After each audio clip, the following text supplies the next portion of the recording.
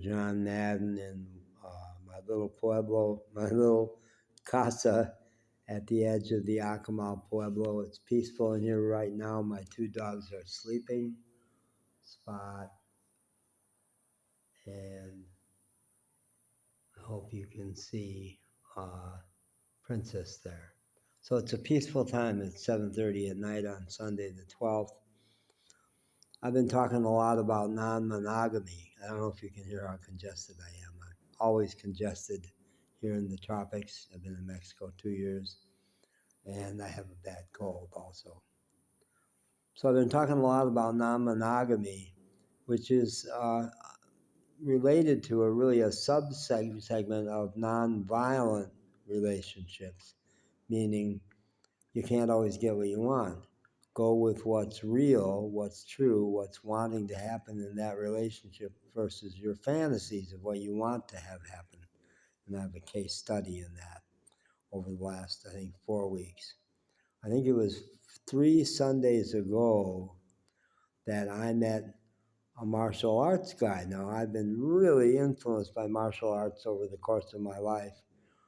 A year of studying Aikido 30 years ago made a big difference for me, and I had some very special experiences. And then maybe 10 years later, I had some fabulous experiences with another black. This guy is black, and this was back in Chicago. The first Aikido instructor was in Syracuse, New York, when my son was like 5. This is later in Chicago, and that teacher was Yusef Metter, and he was from the country that changed its name, Burma. He was from Burma. And with a fabulous crew of, my son is biracial, and it was a very interracial group. He was Southeast Asian, and the top students were black, and a number of Asian students. It was wonderful, and I really got into it a lot. And I relate on another video. I'll put a link to the other video where I describe some amazing experiences I had with Aikido. Then later it was Tai Chi in Chicago with a black teacher from Atlanta. And I had wonderful experiences with Tai Chi. We'd practice in the park right outside of where I lived, right next to Lake Michigan. And then I could practice there, and that was pretty wonderful. But he came from Atlanta only every 3 months or so for a weekend, and it just wasn't enough. I couldn't keep up with it. And then much more recently, like 10 years ago in Asheville, North Carolina, I was part of a Taekwondo school for a year, Taekwondo. And it's a huge school and very prosperous, meaning lots and lots of students, probably 100, maybe close to 100 students. A couple of classes a night, 4 beautiful, fabulous teachers. And it was all oriented around you can do more than you thought you could, and such an energy of cheering each other on. Once a month there would be testing.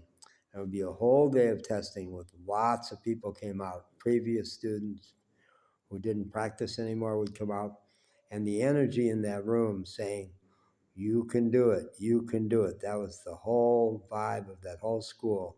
And people did things they didn't think they could do. And I, at age in my 60s then, when I did Aikido, I was in my 30s. And when I did Tai Chi, I was in my 40s. But at this point, I'm in my 60s. And it's a much more, in some ways, much more combative art than Aikido, which was very flowing and was originally invented to be something you could do into later life. Morihei Useba. Morihei Useba. I'll look that up, but I think that's the name of the guy who invented it in Japan. Morihei Useba. Something like that, close to that. Taekwondo is kicks and punches. But what a wonderful energy. I had a fabulous time there. And then I've had a bunch of other experiences that have been about discovering that you are more than you thought you were by doing something physical. In Tampico, Mexico, I carried a super heavy gas can that at first I couldn't even carry up to the sidewalk. and the guy had to help me, and I had to carry it a half a mile back to my car, and it seemed absolutely impossible. But when I did it and made a game out of it, yeah, this is not bad. I'm having fun, and I would sing, and each time carry it a little further. And by the time I got the half mile, that night I was so happy, so happy. And out of all that, I've crystallized this notion that one of the teacher that's influenced me the most over the last 20 years has been a guy named Ramana Maharshi, who's long dead, but a third generation teacher of his, Carlos Lopez, would come to Asheville. And I took a bunch of workshops with him. And it was all about, who are you? People would go to Ramana Maharshi and ask, he was in India, and he just lived all around his sacred mountain, I'm not getting that, but it's a sacred mountain in India.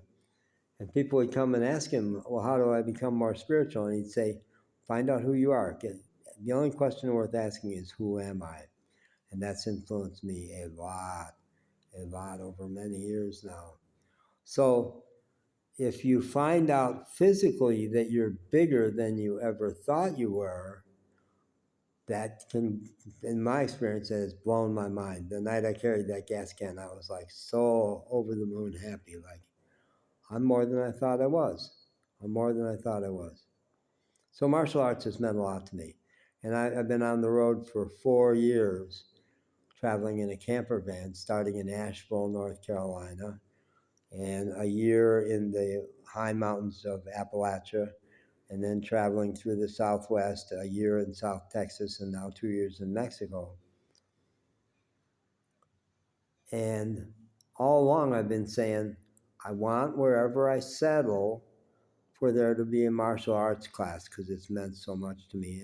And 5 years ago, I had a huge spiritual experience with it, which involved Kundalini energy, subtle energy, which is a lot of people just associate it with sexual energy, but it's much bigger. It's life energy. It's all of life. And I've had so many astonishing experiences with that. And most of the time I've been traveling where I didn't know anybody. I'm a big extrovert. I had been 16 years in Asheville, and I had a ton of friends. But I've been traveling most of the time with just a dog, in the last year and a half without even that. So I've been lonely at the same time that I'm having spiritual experiences about belonging to everything and subtle energies. So martial arts is about subtle energies. So 4 weeks ago in Parque Acamal, in this little pueblo where I have chosen to live, I'm off the road finally. I'm off the road, which makes a stunning difference, because I can commit to people, to relationships, to a martial arts class. And I love the little pueblo of Acamal, and now I've got this apartment, little one-room apartment, but it's brand new. It just got built by my friend Marcos Chan. And the Riviera Maya here, I'm an hour south of Cancun and 30 miles south of Playa del Carmen. They call this area the Riviera Maya, not Cancun, but once you hit Playa del Carmen, Acamal, where I am, Tulum, a half hour south of me, they call this area the Riviera Maya, as in the Mayan dynasty, as in the indigenous people who inhabited this whole area before the Spanish came. And the Mayan, I have 2 really close Mayan friends here. Everywhere else in Mexico, I've been super touched by the indigenous people who would come in from the mountains and sell their stuff in town. But they were always separate. Marcos Chan, my landlord, grew up speaking Mayan. It was his first language before Spanish, and now he speaks excellent English also. And his sister, Mirna Chan, runs a coffee shop where I have spent my daytimes. Now I have access to a great Wi-Fi in my little house here, so I don't have to go there. But I used to have to go there to use the Wi-Fi. And they are haunting to me. Those 2 people and my regular server, Guadalupe, also is full-blood indigenous Mayan, and it's so touching to me. So touching. So subtle energies, spiritual depth. This area is committed to the indigenous history in a way no other part of Mexico where I've been. And I've been chasing indigenous spirituality since the 70s when I read the Don Juan Castaneda books. Carlos Castaneda, and Don Juan was the Yaqui Indian sorcerer in the Sonora Desert of Mexico. They blew my mind. And in the US, I always wanted to be exposed to Native American stuff. And in my first year on the road up in Appalachia in those mountains, I felt the presence of the natives a lot. I'd be some places where I just knew, wow, this rock outcropping, they used to keep guard from here. They'd put posts up here. So to be where the indigenous people, Marcos and Mirna, are very exceptional in that they've made the jump to Spanish society. He's a builder and a landlord and a fisherman, and she runs a coffee shop. So I've been with them a lot, including Day of the Dead is such a sacred day in Mexico. In the US, it's all about Halloween, but here they do Halloween and it's fun, but it's not the big deal it is in the US. The really big deal is the next day, Day of the Dead, Dia de los Muertos. Think the Disney movie Coco. And my first year in Mexico, a year ago, I was in Jalapa, the capital of Veracruz, stunning city. And I thought, okay, Day of the Dead. Let's find out where are the public events. Well, they don't do public events. Day of the Dead is families. They create an altar with the departed people, and they have a feast and toast to those people, and it's really gorgeous. And I was involved in the whole day. Mirna and Marcos and their extended family. I was they cooked the tamales for the feast in my yard in front here. So I was in the middle of all of it, which was like unbelievable. And I'll put a link to the video where Marcos stands in front of the Day of the Dead altar in front of Mirna's coffee shop and tells the story of Day of the Dead in the Mayan language. It was so haunting and powerful. So, wow, so subtle energies. So I met a martial arts teacher 4 weeks ago in Parque Acamal, right in the middle of this little pueblo. There's a bench there where I hang out every day, and the class gathered around me. The teacher, Tommy Green, is a tall, powerful black man, 65, from the US. He's an American. And he's been here 5 years, but for some reason has not really learned Spanish. But it's the Sunday class is about 5 or 6 people. And Edmundo, the lead student, one of the top students, speaks English and Spanish, and he translates for the other students who are mostly just Spanish speakers. And he has a second class. Now, right away when I got here to Acamal, I heard about a Taekwondo school at the community center. And one night I went to a demonstration, but it was all in Spanish, and it looked to me like it was all kids. Well, Tommy teaches, he's the guest teacher there on Wednesday nights at 5, and it's a bigger class, and it's mostly kids, but it's the same adults from Sunday also.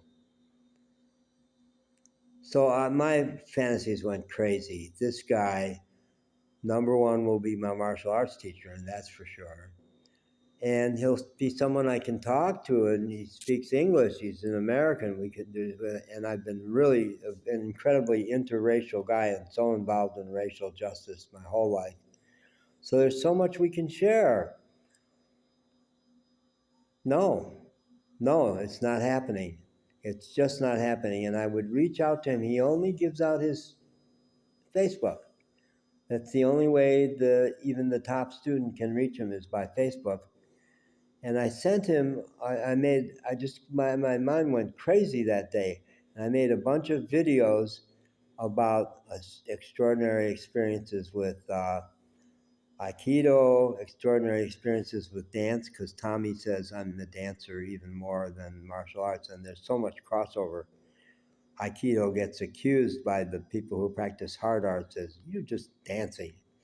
But those flowing movements can be incredibly powerful. They're all about getting out of the way of their aggressive force and moving it in another direction so that their own aggressive energy is what defeats them.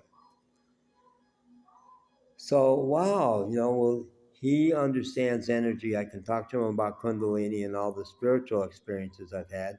And we can just talk because I'm an extrovert and I've been alone too much.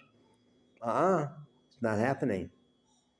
So I sent him a video and got a very minimal answer, and it looked like he hadn't watched the video. And today, after the class, I wrote him and said, I these 2 1-hour classes a week, I'm not making progress as fast as I would like to. I don't have money right now to pay you for individual coaching, but I could next month. Do you ever do that? And I would like to get to know you better.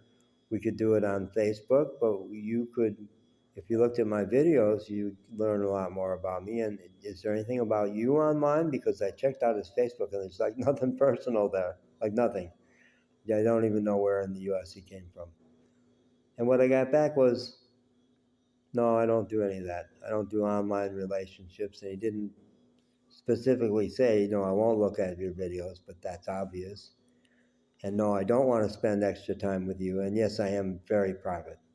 So all I know about him is that he lives in Baha'i Principe, which is an expat affluent community. He's 65 and his wife is 71. I have no idea if she's black, Latina, nothing. And I won't. That door got slammed today. Not in a violent way. He's not a violent guy. He's incredible. The way he moves is so magical. So what I get to have with him is 2 hours a week of martial arts, and that's damn good. And I said that to him. I said, well, I was hoping for all these other things, but I'll settle. I'll settle for martial arts because that's the answer to a dream. That's what I wanted. And that's good for me to say, this relationship is going to be what it is. It is what it is. It is what it is. And it's not going to be something I want it to be. The core of it is something I really wanted big time, so super valuable. But all my fantasies about friendship and him being someone who could understand all the experiences I've had that I don't even mostly try to tell people because they're so unusual that people won't understand them. And I've tried. And a lot of them I put on my YouTube channel, even more my old YouTube channel. I'm starting to in my new YouTube channel. I got shut out of my old YouTube channel when I lost a phone. And that's got hundreds of videos where I do describe a lot of the special experiences I have in my inner life. But that's not the same as talking to somebody. And it's not the same as talking to somebody who would understand and would say, well, this is what's going on there in terms of Kundalini energy. No, none of that's going to happen. And, the theme of you can't always get what you want has been an organizing theme for me spiritually. And that's what I get. I get to have what's true and not all the various things I want. And what a life lesson. What a lesson for all the relationships. And whether you call your relationship non-monogamous or whether you get married and are stay in not an open relationship, you and me, babe. Even there, it's a matter of finding out where you meet and where you don't meet and see if there's any openness to meet in the areas where you're not meeting. But you can't muscle it. You can't muscle it. You have to listen into what's possible in every relationship. Every relationship. And culture, if they come from a Spanish culture, if they come from a Mayan culture, language, my Spanish is better, but it's not enough to really do conversation. But I'm pretty motivated. I'm pretty motivated, and I have found an app that I like a lot. It's not so childlike as most of them. So I've rattled on for almost 20 minutes. if you stayed for 20 minutes, or if you did it in several doses, or if you're still hearing this, drop a comment if you would. Let me know what made sense and how you responded to it. That'd be great. I get a lot out of that. Okay. Thanks.